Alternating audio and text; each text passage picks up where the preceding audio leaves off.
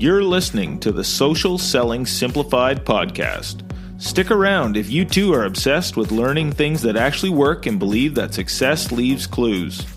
We're all about identifying results-producing roadmaps and getting super clear on how to scale and grow your online business.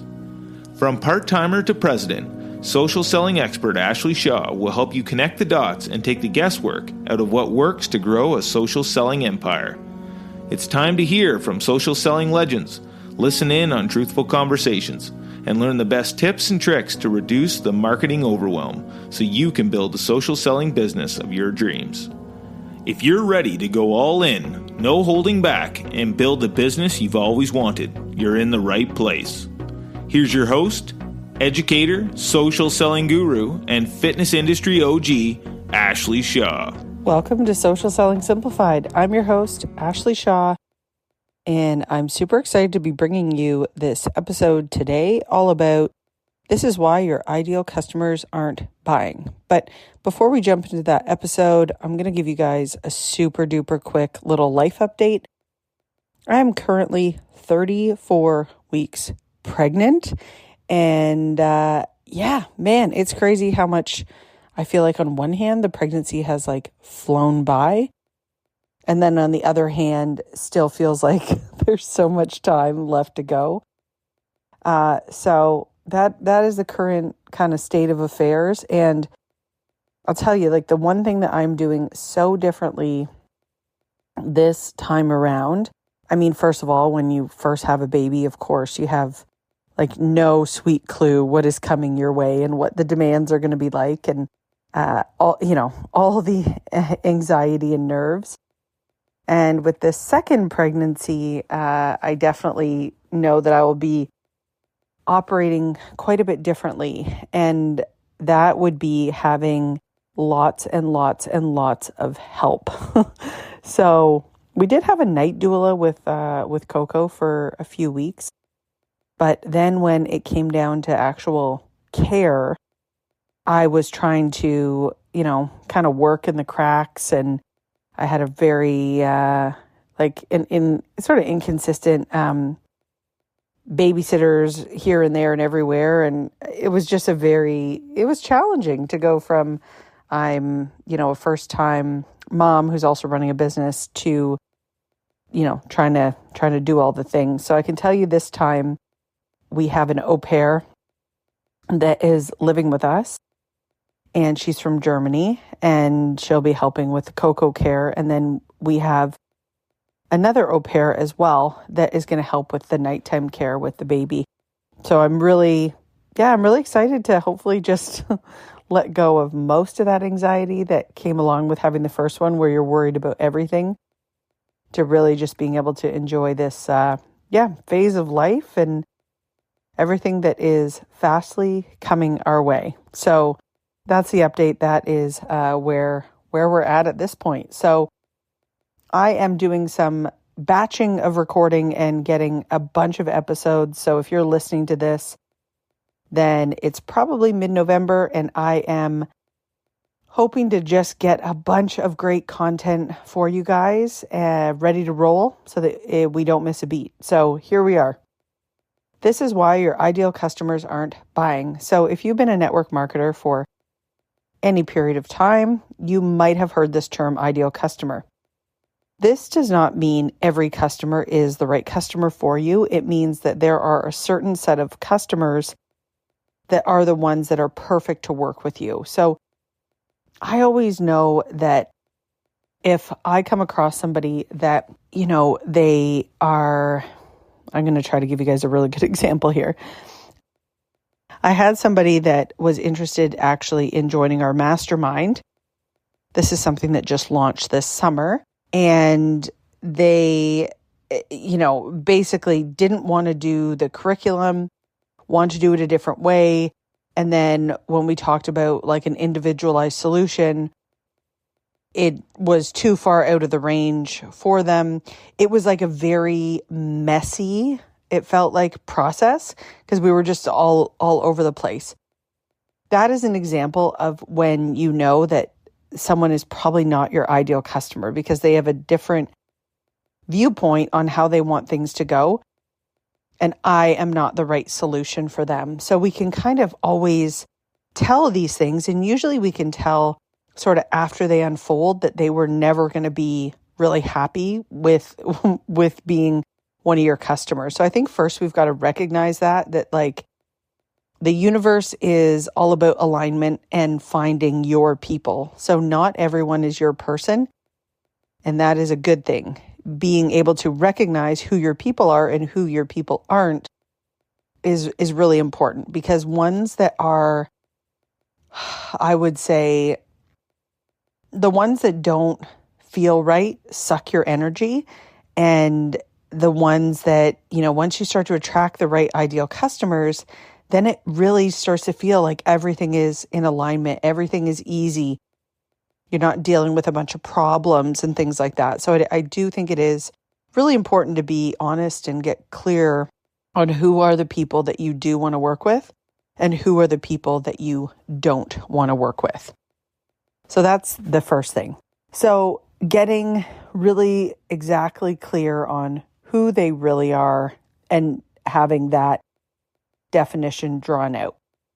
The next thing that you want to think about is who is your ideal customer, but what is the actual language that they would be using? And can you actually get on a call with them and talk to them? Because the way that we frame things and the way someone else frames things is going to be completely different. So an example may be that someone says they want to lose the fluff and you're calling it fat loss. It's not the same thing. It's a different thing. So what we can do to make sure that we are in alignment is use the right language and actually get on a phone call with our ideal customer so that we can ask them different questions about what is their dream outcome that they're really looking to achieve, and what do they feel are the things that are missing? How much would it cost? What have they tried in the past? And getting an answer to all these questions is going to give you so much more context when you can actually get the language from them and you know exactly what they're looking for and you've proven it. You're not just guessing. I think that's one of the hard lessons out there is we're told to guess at these things, and it really, there's a lot of effort that goes in after you decide who your ideal customer is. So why would you guess at it? Why wouldn't you just take the time, get on a call with them? And this is usually another way to think about this is like your best customer or the person you most want to work with. If maybe you haven't had any customers yet, that's another way you can think about this. So making sure you're actually jumping on a Zoom call or a call and learning what language they are actually using. So the next thing that you want to do is you want to actually speak directly to them. Too often we get on social media and we start posting and we are very broad in who we're trying to talk to. Sometimes I've even found that network marketers or people that I've been coaching, they're even afraid to use a term like mom. And so the reason that it's so important to niche down and be speaking directly to the people that you're going to help is that you will just get lost in the noise and you will just float into the background if you're not specifically calling that person out. And if you're trying to be for everyone, you're really being for no one. So it's important that you differentiate who you help and speaking directly to that person. I think being on the other side of it, when you read certain posts or you find certain people, we're most attracted to the people that are putting out the exact vibe that we are looking for. And when somebody is generic in their approach, it can be hard to actually trust them and feel like, yeah, this is the right fit. We make these emotional judgments when we read things about who people help and determine like, am I that person? Am I not that person? So I do think it's part of getting a yes is speaking directly to that person and being able to just pretend you're just talking to them. They're the only person listening.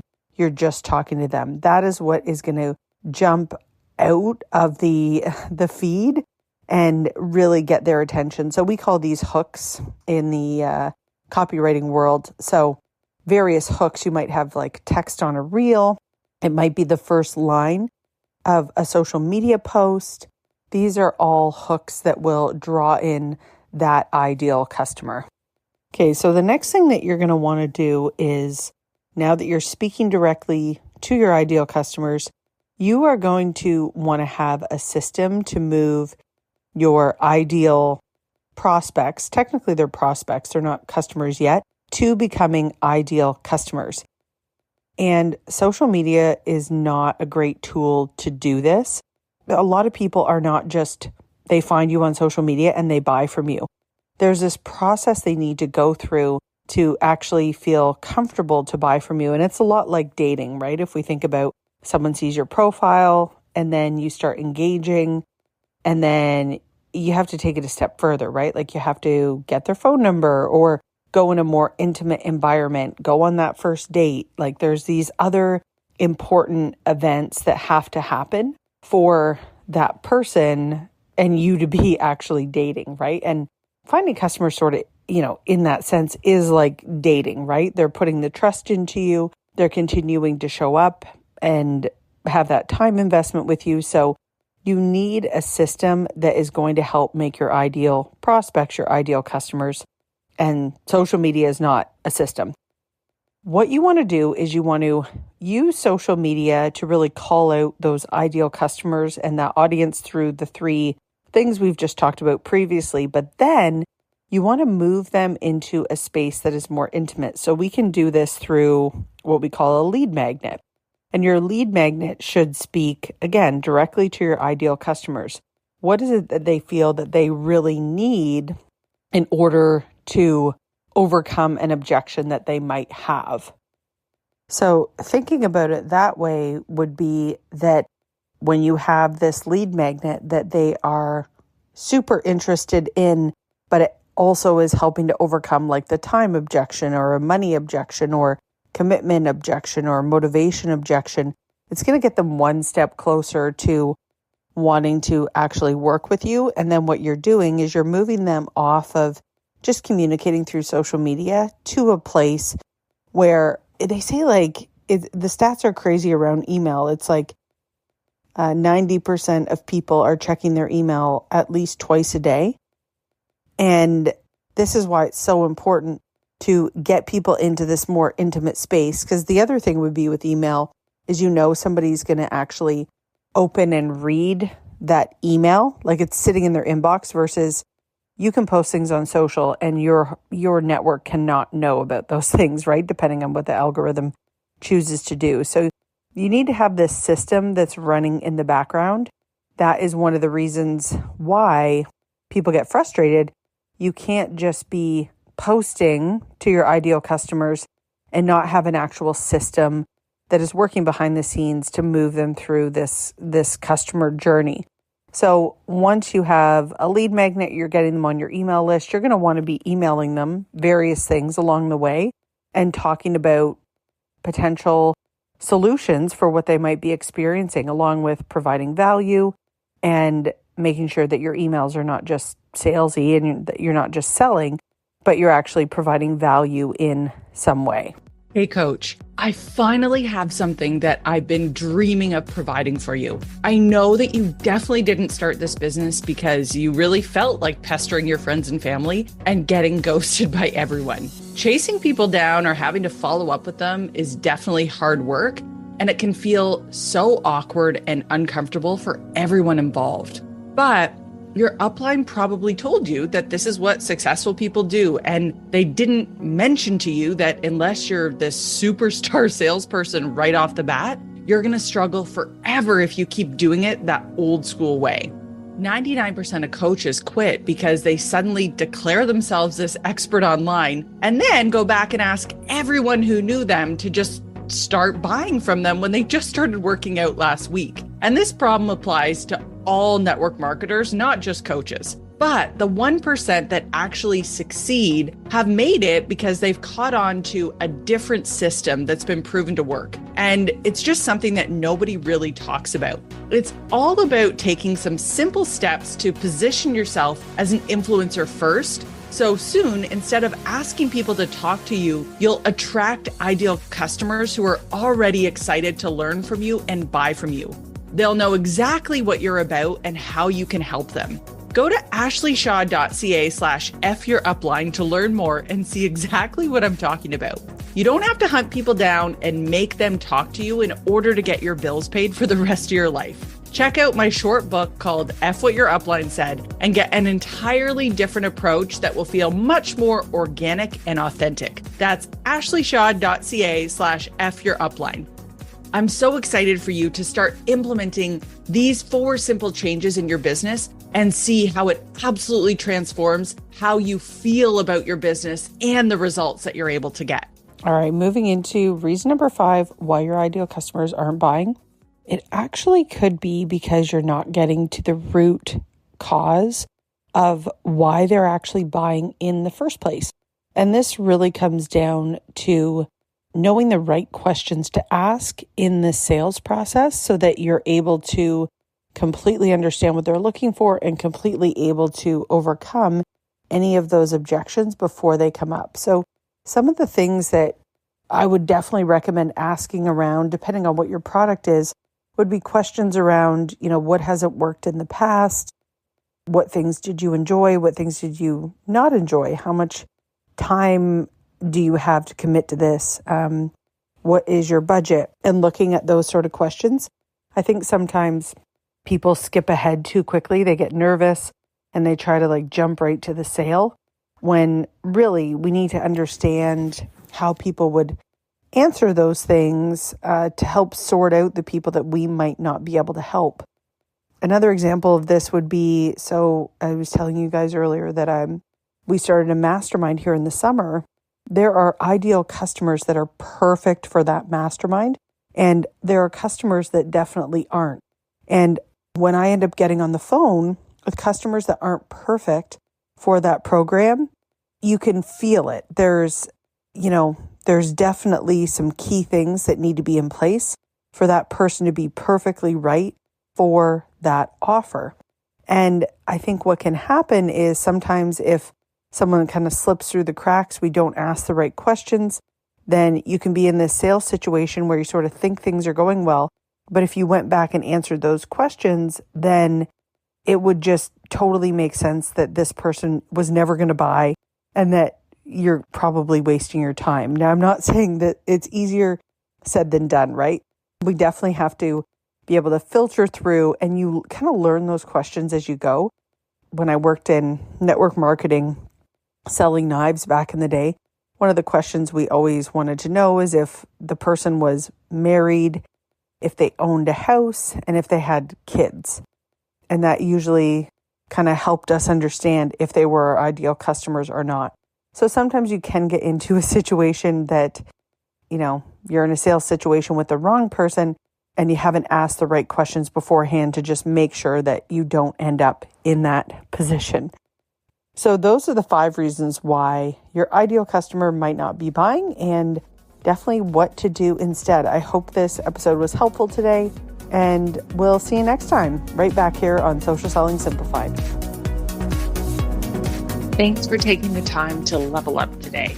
If you're ready to commit to personal and professional growth, move forward, make money, and grow your health and fitness business, head to my free community on Facebook, Business Bootcamp for Fitness Coaches, so I can support you every step along the way. Thank you so much for tuning in today, and we'll see you right back here next week on Social Selling Simplified.